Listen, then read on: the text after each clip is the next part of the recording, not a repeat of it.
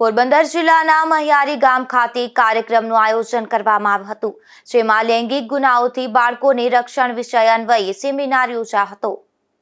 પોરબંદર જિલ્લા મહિલા અને બાળ અધિકારીની કચેરી પોરબંદર દ્વારા કેન્દ્ર સરકાર પ્રેરિત બેટી બચાવો બેટી પઢાઓ યોજના અંતર્ગત મહંત વીરદાસજી વિદ્યા મંદિર મહિયારી ખાતે લૈંગિક ગુનાઓથી બાળકોનું રક્ષણ વિશે જાગૃતિ કાર્યક્રમનું આયોજન કરવામાં આવ્યું હતું,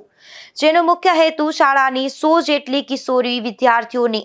સુરક્ષિત અને અસુરક્ષિત સ્પર્શ તેમજ પોક્સો એક્ટ કાયદાની જોગવાઈઓ વિશે માહિતગાર કરવાનો હતો,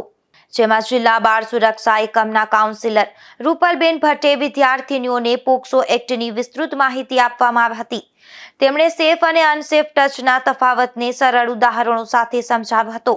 જેથી વિદ્યાર્થીઓને જોખમી પરિસ્થિતિઓને ઓળખી શકે અને તેમાંથી પોતાનું રક્ષણ કરી શકે અને કાર્યક્રમના અંતે ઉપસ્થિત 100 લાભાર્થી વિદ્યાર્થીનીઓને પ્રોત્સાહન રૂપે કીટનું વિતરણ કરવામાં આવ્યું હતું।